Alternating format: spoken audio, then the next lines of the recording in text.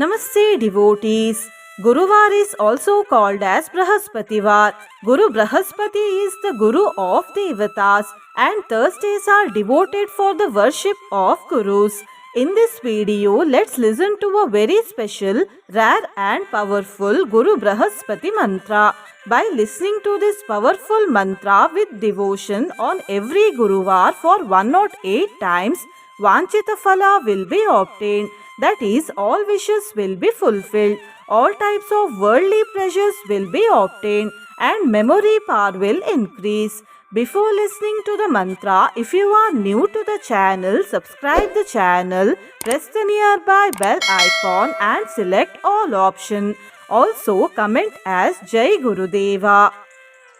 लभेद्वाञ्छितार्थं पदं ब्रह्म संज्ञम्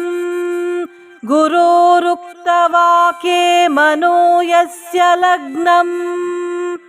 लभेद्वाञ्छितार्थं पदं ब्रह्म संज्ञम् गुरोरुक्तवाक्ये मनो यस्य लग्नम्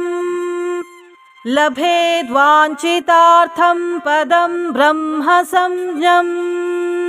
गुरोरुक्तवाक्ये मनो यस्य लग्नम् लभेद्वाञ्छितार्थं पदं ब्रह्म संज्ञम्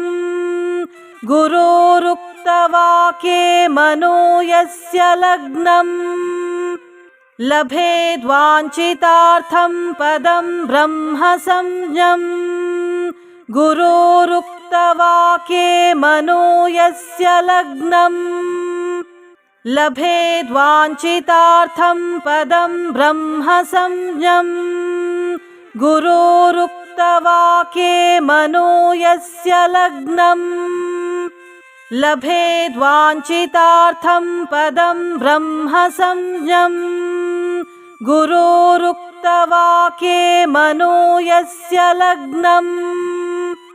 लभेद्वाञ्छितार्थं पदं ब्रह्म संज्ञम् गुरोरुक्तवाक्ये मनो यस्य लग्नम् लभेद्वाञ्छितार्थं पदं ब्रह्म संज्ञम् गुरोरुक्तवाक्ये मनो यस्य लग्नम् लभेद्वाञ्छितार्थं पदं ब्रह्म संज्ञम् गुरोरुक्तवाक्ये मनो यस्य लग्नम् लभेद्वाञ्छितार्थं पदं ब्रह्म संज्ञम् गुरोरुक्तवाक्ये मनो यस्य लग्नम् लभेद्वाञ्छितार्थं पदं ब्रह्म संज्ञम् गुरोरुक्तवाक्ये मनो यस्य लग्नम् लभेद्वाञ्छितार्थं पदं ब्रह्म संज्ञम् गुरोरुक्तवाक्ये मनो यस्य लग्नम् लभेद्वाञ्छितार्थं पदं ब्रह्म संज्ञम् गुरोरुक्तवाक्ये मनो यस्य लग्नम् लभेद्वाञ्छितार्थं पदं ब्रह्म संज्ञम् गुरोरुक्तवाक्ये मनो यस्य लग्नम् लभेद्वाञ्छितार्थं पदं ब्रह्म संज्ञम् गुरोरुक्तवाक्ये मनो यस्य लग्नम् लभेद्वाञ्छितार्थं पदं ब्रह्म संज्ञम् गुरोरुक्तवाक्ये मनो यस्य लग्नम् लभेद्वाञ्छितार्थं पदं ब्रह्म संज्ञम् गुरोरुक्तवाक्ये मनो यस्य लग्नम् लभेद्वाञ्छितार्थं पदं ब्रह्म संज्ञम् गुरोरुक्तवाक्ये मनो यस्य लग्नम् लभेद्वाञ्छितार्थं पदं ब्रह्म संज्ञम् गुरोरुक्तवाक्ये मनो यस्य लग्नम् लभेद्वाञ्छितार्थं पदं ब्रह्म संज्ञम् गुरोरुक्तवाक्ये मनो यस्य लग्नम् लभेद्वाञ्छितार्थं पदं ब्रह्म संज्ञम् गुरोरुक्तवाक्ये मनो यस्य लग्नम् लभेद्वाञ्छितार्थं पदं ब्रह्म संज्ञम् गुरोरुक्तवाक्ये मनो यस्य लग्नम् लभेद्वाञ्छितार्थं पदं ब्रह्म संज्ञम् गुरोरुक्तवाक्ये मनो यस्य लग्नम् लभेद्वाञ्छितार्थं पदं ब्रह्म संज्ञम् गुरोरुक्तवाक्ये मनो यस्य लग्नम् लभेद्वाञ्छितार्थं पदं ब्रह्म संज्ञम् गुरोरुक्तवाक्ये मनो यस्य लग्नम् लभेद्वाञ्छितार्थं पदं ब्रह्म संज्ञम् गुरोरुक्तवाक्ये मनो यस्य लग्नम् लभेद्वाञ्छितार्थं पदं ब्रह्म संज्ञम् गुरोरुक्तवाक्ये मनो यस्य लग्नम् लभेद्वाञ्छितार्थं पदं ब्रह्म संज्ञम् गुरोरुक्तवाक्ये मनो यस्य लग्नम्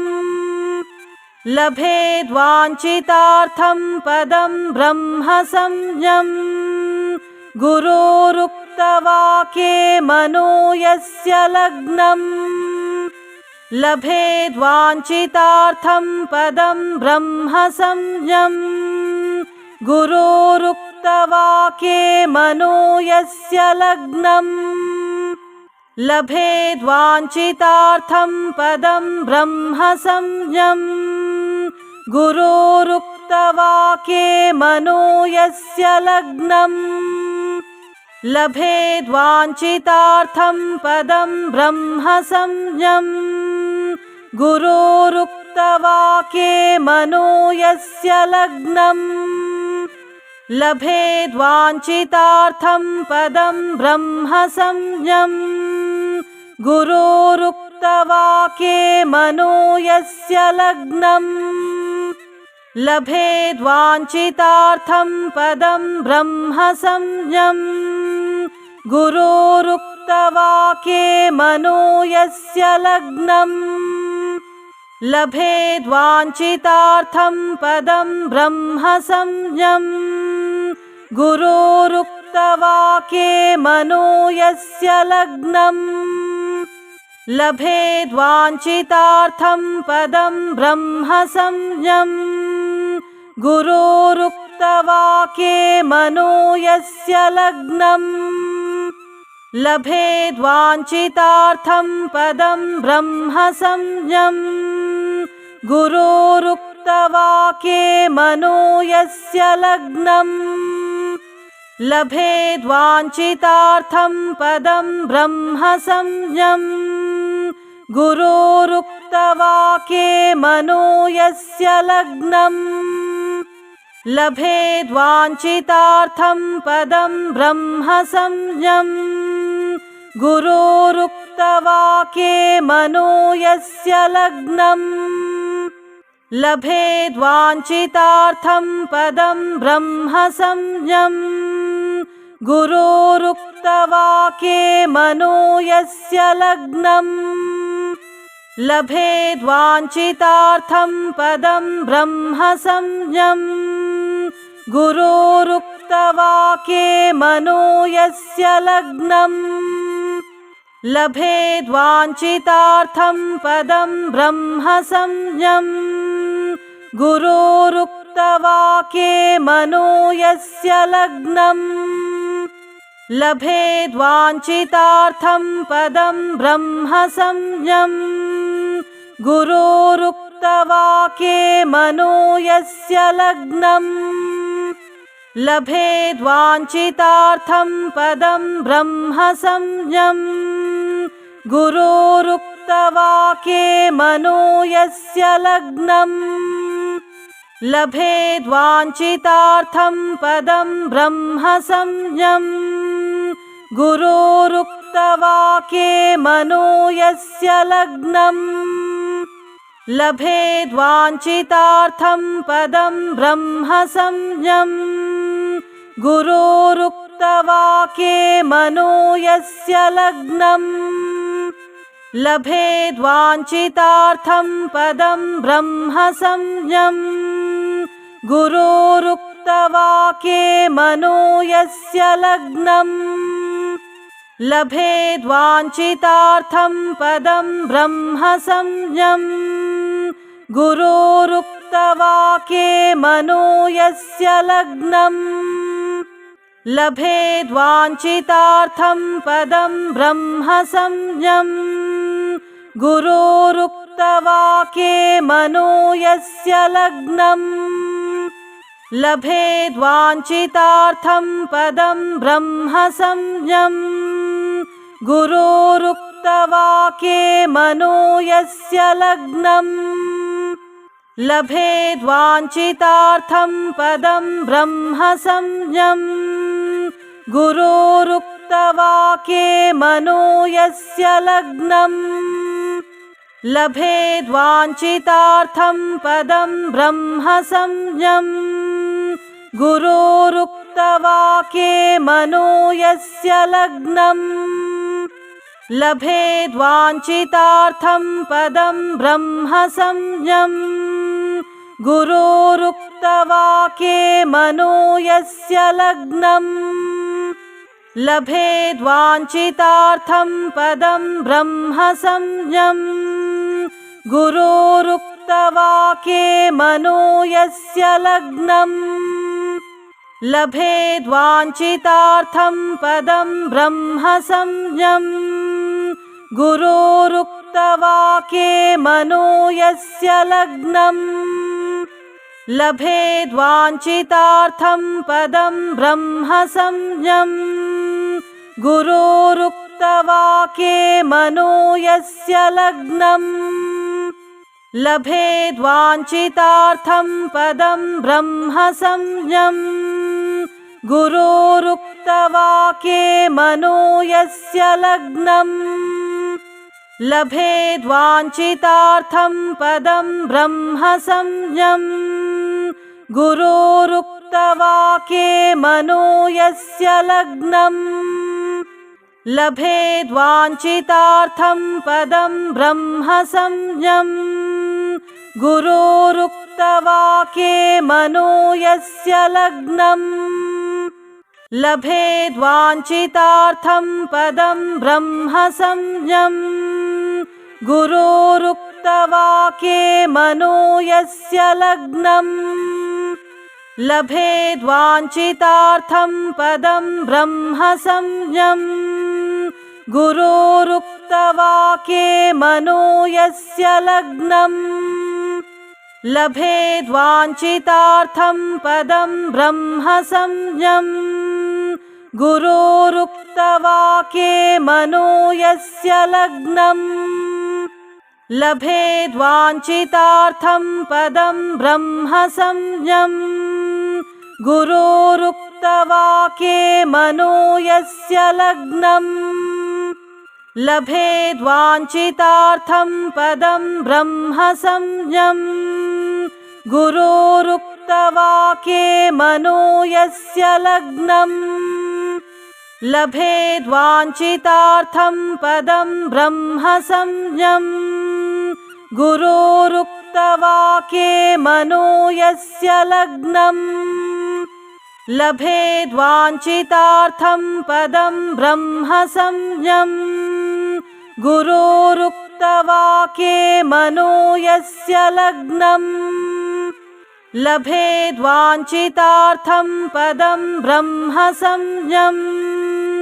गुरोरुक्तवाक्ये मनो यस्य लग्नम् लभेद्वाञ्छितार्थं पदं ब्रह्म संज्ञम् गुरोरुक्तवाक्ये मनो यस्य लग्नम् लभेद्वाञ्छितार्थं पदं ब्रह्म संज्ञम् गुरोरुक्तवाक्ये मनो यस्य लग्नम् लभेद्वाञ्छितार्थं पदं ब्रह्म संज्ञम् गुरोरुक्तवाक्ये मनो यस्य लग्नम् लभेद्वाञ्छितार्थं पदं ब्रह्म संज्ञम् गुरोरुक्तवाक्ये मनो यस्य लग्नम् लभेद्वाञ्छितार्थं पदं ब्रह्म संज्ञम् गुरोरुक्तवाक्ये मनो यस्य लग्नम् लभेद्वाञ्छितार्थं पदं ब्रह्म संज्ञम् गुरोरुक्तवाक्ये मनो यस्य लग्नम् लभेद्वाञ्छितार्थं पदं ब्रह्म संज्ञम् गुरोरुक्तवाक्ये मनो यस्य लग्नम् लभेद्वाञ्छितार्थं पदं ब्रह्म संज्ञम् गुरोरुक्तवाक्ये मनो यस्य लग्नम् लभेद्वाञ्छितार्थं पदं ब्रह्म संज्ञम् गुरोरुक्तवाक्ये मनो यस्य लग्नम् लभेद्वाञ्छितार्थं पदं ब्रह्म संज्ञम् गुरोरुक्तवाक्ये मनो यस्य लग्नम् लभेद्वाञ्छितार्थं पदं ब्रह्म संज्ञम् गुरोरुक्तवाक्ये मनो यस्य लग्नम् लभेद्वाञ्छितार्थं पदं ब्रह्म संज्ञम् गुरोरुक्तवाक्ये मनो यस्य लग्नम् लभेद्वाञ्छितार्थं पदं ब्रह्म संज्ञम् गुरोरुक्तवाक्ये मनो यस्य लग्नम् लभेद्वाञ्छितार्थं पदं ब्रह्म संज्ञम् गुरोरुक्तवाक्ये मनो यस्य लग्नम् लभेद्वाञ्छितार्थं पदं ब्रह्म संज्ञम्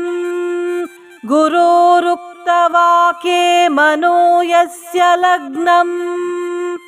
लभेद्वाञ्छितार्थं पदं ब्रह्म संज्ञम् गुरोरुक्तवाक्ये मनो यस्य लग्नम् लभेद्वाञ्छितार्थं पदं ब्रह्म संज्ञम् गुरोरुक्तवाक्ये मनो यस्य लग्नम् लभेद्वाञ्छितार्थं पदं ब्रह्म संज्ञम् गुरोरुक्तवाक्ये मनो यस्य लग्नम् लभेद्वाञ्छितार्थं पदं ब्रह्म संज्ञम् गुरोरुक्तवाक्ये मनो यस्य लग्नम् लभेद्वाञ्छितार्थं पदं ब्रह्म संज्ञम् गुरोरुक्तवाक्ये मनो यस्य लग्नम् लभेद्वाञ्छितार्थं पदं ब्रह्म संज्ञम् गुरोरुक्तवाक्ये मनो यस्य लग्नम् लभेद्वाञ्छितार्थं पदं ब्रह्म संज्ञम् गुरोरुक्तवाक्ये मनो यस्य लग्नम् लभेद्वाञ्छितार्थं पदं ब्रह्म संज्ञम् गुरोरुक्तवाक्ये मनो यस्य लग्नम् लभेद्वाञ्छितार्थं पदं ब्रह्म संज्ञम् गुरोरुक्तवाक्ये मनो यस्य लग्नम् लभेद्वाञ्छितार्थं पदं ब्रह्म संज्ञम् गुरोरुक्तवाक्ये मनो यस्य लग्नम् लभेद्वाञ्छितार्थं पदं ब्रह्म संज्ञम् गुरोरुक्तवाक्ये मनो यस्य लग्नम् लभेद्वाञ्छितार्थं पदं ब्रह्म संज्ञम् गुरोरुक्तवाक्ये मनो यस्य लग्नम् लभेद्वाञ्छितार्थं पदं ब्रह्म संज्ञम् गुरोरुक्तवाक्ये मनो यस्य लग्नम् लभेद्वाञ्छितार्थं पदं ब्रह्म संज्ञम् गुरोरुक्तवाक्ये मनो यस्य लग्नम् लभेद्वाञ्छितार्थं पदं ब्रह्म संज्ञम् गुरोरुक्तवाक्ये मनो यस्य लग्नम् लभेद्वाञ्छितार्थं पदं ब्रह्म संज्ञम् गुरोरुक्तवाक्ये मनो यस्य लग्नम् लभेद्वाञ्छितार्थं पदं ब्रह्म संज्ञम् गुरोरुक्तवाक्ये मनो यस्य लग्नम् लभेद्वाञ्छितार्थं पदं ब्रह्म संज्ञम् गुरोरुक्तवाक्ये मनो यस्य लग्नम् लभेद्वाञ्छितार्थं पदं ब्रह्म संज्ञम् गुरोरुक्तवाक्ये मनो यस्य लग्नम् लभेद्वाञ्छितार्थं पदं ब्रह्म संज्ञम् गुरोरुक्तवाक्ये मनो यस्य लग्नम् लभेद्वाञ्छितार्थं पदं ब्रह्म संज्ञम् गुरोरुक्तवाक्ये मनो यस्य लग्नम् लभेद्वाञ्छितार्थं पदं ब्रह्म संज्ञम् गुरोरुक्तवाक्ये मनो यस्य लग्नम् लभेद्वाञ्छितार्थं पदं ब्रह्म संज्ञम् गुरोरुक्तवाक्ये मनो यस्य लग्नम् लभेद्वाञ्छितार्थं पदं ब्रह्म संज्ञम् गुरोरुक्तवाक्ये मनो यस्य लग्नम् लभेद्वाञ्छितार्थं पदं ब्रह्म संज्ञम् गुरोरुक्तवाक्ये मनो यस्य लग्नम्